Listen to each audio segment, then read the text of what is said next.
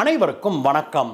ஒரு கேவலமான ஒரு சம்பவம் ஒன்று நடந்திருக்கு நண்பர்களே. கிறிஸ்தவ மதவாத அரசியலை முன்னிலைப்படுத்துகிற விதமான ஒரு விஷயம் ஒன்று நடந்திருக்குது. ஆனால் அதை பற்றி எந்த ஒரு தலைவருமே, அந்த மதத்தை சம்பந்தப்பட்ட தலைவர்களும் சரி பிறரும் சரி, அதை ஒரு பெரிய விஷயமாகவே எடுத்து பேசாதது, அதற்கு கண்டனம் கூட தெரிவிக்காதது பெரும் கோபத்தை மக்களிடையே ஏற்படுத்தி இருக்குது. அப்படி என்ன சம்பவம் நடந்தது, எங்க நடந்தது, இதனுடைய பின்னணியில என்ன இருக்குது? இப்படிப்பட்டவர்கள் பாரத பிரதமரையும் நம்முடைய பாரதிய ஜனதா கட்சியையும் பழி சொல்லுவது நியாயமா அப்படிங்கிற கேள்வியும் இப்பொழுது எழ ஆரம்பிச்சிருக்குது. வாங்க நண்பர்களே, என்ன நடந்தது அப்படின்னு பார்க்க போலாம்.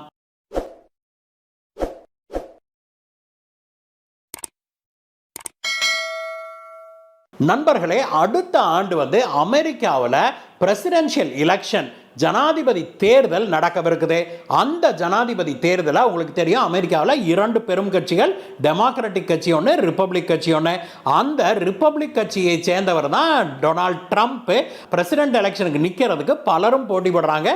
அதில் ட்ரம்ப்புக்கு தான் பயங்கர பாப்புலாரிட்டி அதிகம். அப்படின்னாலுமே கூட அதற்கு அடுத்த நிலையில் இருக்கிறவர் இந்தியாவை பூர்வீகமாக கொண்ட ஒரு தமிழர், விவேக் ராமசாமி அப்படிங்கிறவர்.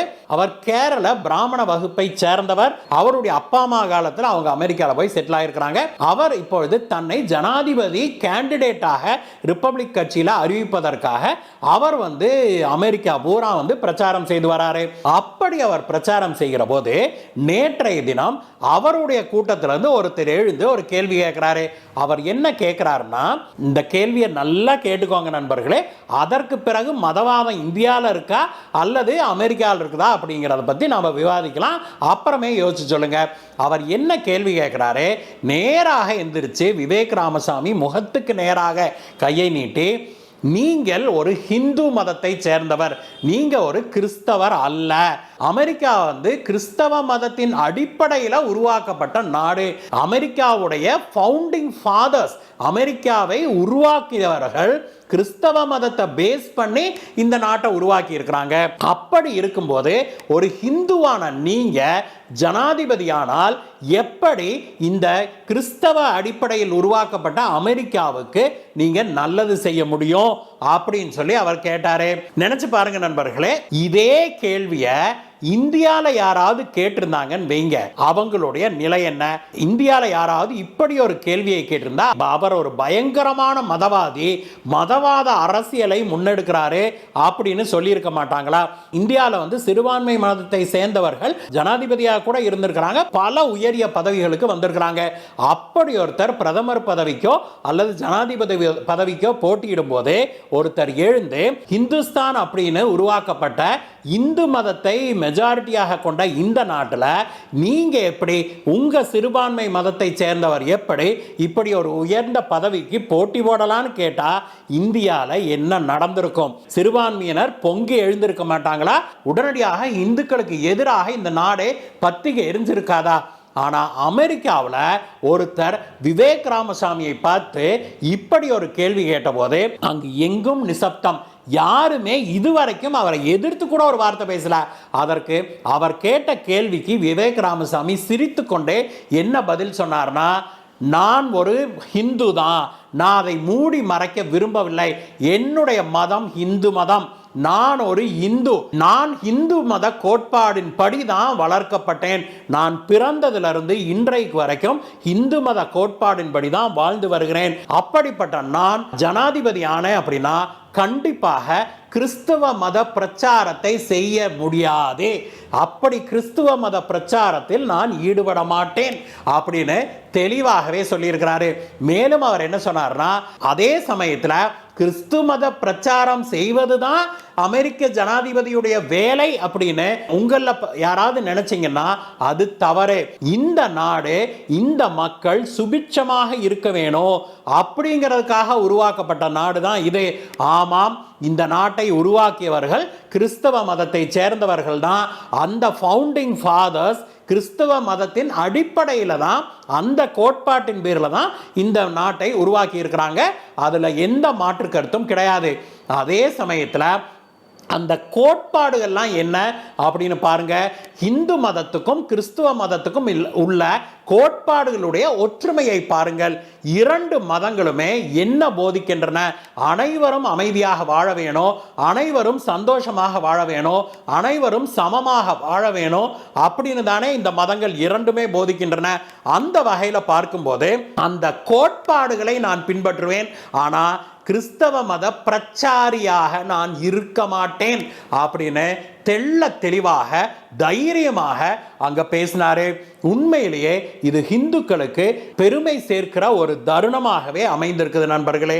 மேலும் அவர் என்ன சொன்னார் அப்படின்னாக்க, கடவுள் நம் ஒவ்வொருவருக்குள்ளும் இருக்கிறாரு, அப்படி நம் ஒவ்வொருவருக்குள்ளேயும் இருக்கிற கடவுள் தான் நம் அனைவரையும் சமமாக பாவிக்கிறாரு, சமமாக வாழ வைக்கிறாரு. அப்படிப்பட்ட ஒரு நம்பிக்கையை கொண்டு வளர்ந்திருக்கிறவன் நான்.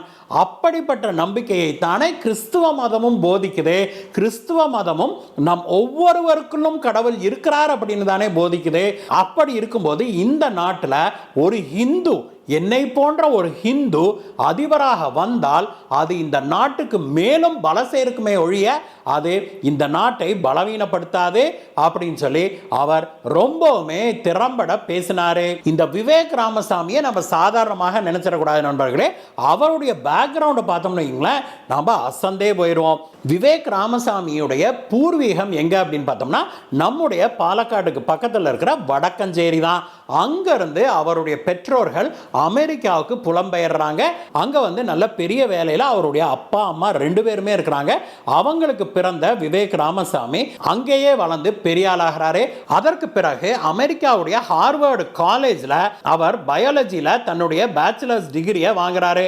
அதற்கு பிறகு அவர் ஏல் லா ஸ்கூல்ல தன்னுடைய ஜேடிய முடிக்கிறாரு.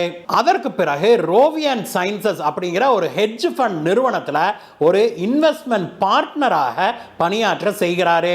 அதற்கு பிறகு அங்கிருந்து வெளியில வந்தவர் ஸ்ட்ரைவ் அசெட் மேனேஜ்மெண்ட் அப்படிங்கிற ஒரு இன்வெஸ்ட்மெண்ட் நிறுவனத்தை துவங்குகிறாரு.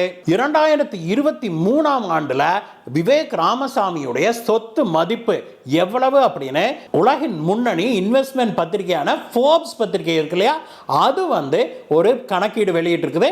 அதுல வந்து அவங்க என்ன சொல்றாங்கன்னா, விவேக் ராமசாமியுடைய நெட் வர்த் வந்து 950 மில்லியன் அமெரிக்கன் டாலர் அப்படின்னு சொல்லுது.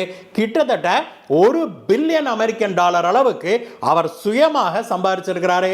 இவ்வளவு உயர்ந்த லெவலுக்கு வந்தவர் அதற்கு பிறகு அரசியலுக்கு வந்து இப்பொழுது அந்த நாட்டு ஜனாதிபதி தேர்தலில் போட்டியிடுவதற்காக தான் சேர்ந்திருக்கிற ரிப்பப்ளிக் கட்சியுடைய ஒரு கேண்டிடேட்டாக வருவதற்காக தான் இப்ப கேம்பெயின் பண்ணிட்டு இருக்காரு நண்பர்களே. அந்த சமயத்தில் தான் அவரை மதவாத ரீதியில் இழிவுபடுத்தி ஒரு கேள்வி ஒன்று ஒருத்தரால் கேட்கப்பட்டது. ஆனால் அதற்கு மிக திறமையாக லாவகமாக பேசி அனைவருடைய உள்ளங்களையும் கவர்ந்திருக்கிறாரு விவேக் ராமசாமி அப்படின்னு சொல்லணும். எது எப்படி இருந்தாலும் நண்பர்களே, இப்படிப்பட்ட ஒரு கேள்வி இந்தியாவில் கேட்கப்பட்டிருந்தால் அது உடனடியாக இது பிஜேபி காரங்க, சங்கீக, ஆர்எஸ்எஸ் காரங்க அப்படின்னு பலவிதமான ஜோடனைகளுக்கு உட்படுத்தப்பட்டு உடனடியாக இது வந்து ஒரு தீவிரவாத போக்கு, இது மிகப்பெரிய மதவாதம் அப்படின்னு இங்க இருக்கிறவங்க இல்ல, இங்க இருக்கிற இடதுசாரி ஊடகங்கள், இடதுசாரி கம்யூனிஸ்டுகள் மட்டுமல்ல, காங்கிரஸ்காரங்க மட்டுமல்ல, இதே அமெரிக்க பத்திரிகைகள் கூட சொன்னோம். இப்பொழுது கூட அமெரிக்க பத்திரிகைகள் என்ன எழுதுறாங்க? ஹிந்து மெஜாரிட்டி கட்சி, ஹிந்து நேஷனலிசம், இப்படித்தான் இந்தியாவை பற்றி அவங்க எழுதிட்டு இருக்கிறாங்க. இவங்க வந்து அதே நாட்டை அமெரிக்காவை ஒரு கிறிஸ்டியன் நேஷனலிசம் நாடு அப்படின்னோ, கிறிஸ்துவ மெஜாரிட்டி கட்சி இந்த ரிப்பப்ளிக் கட்சி அப்படின்னோ எழுதுவதற்கோ பேசுவதற்கோ அவங்களுக்கு தைரியம் இருக்கா அப்படிங்கிற கேள்வியையும் நாம் எழுப்ப வேண்டிய ஒரு நிலை உருவாகி இருக்குது. இதே கேள்வியை இந்திய ஊடகங்கள் எல்லாம் எழுப்பணும் அப்படிங்கிறதா நம்முடைய அவாவாக இருக்குது. ஆனால் நம்முடைய இடதுசாரி ஊடகங்களை பற்றும் இடதுசாரிகளை பற்றியும் நம்முடைய காங்கிரஸ் கட்சிகளை பற்றியும் தான் தெரியுமே. அப்படியெல்லாம் கேள்வி கேட்டோம்னா உடனே நாம தான் மதவாதின்றாங்க. இந்த வீடியோவுக்கே வரும் பாருங்க, எல்லாம் பொங்கிக்கிட்டு பொறுத்து பார்ப்போம் நண்பர்களே. இந்த வீடியோவை பற்றிய உங்களுடைய கருத்துக்களை சொல்லுங்கள் நண்பர்களே. மீண்டும் உங்களை வேறொரு வீடியோ சந்திக்கிறேன். Guys, bye bye.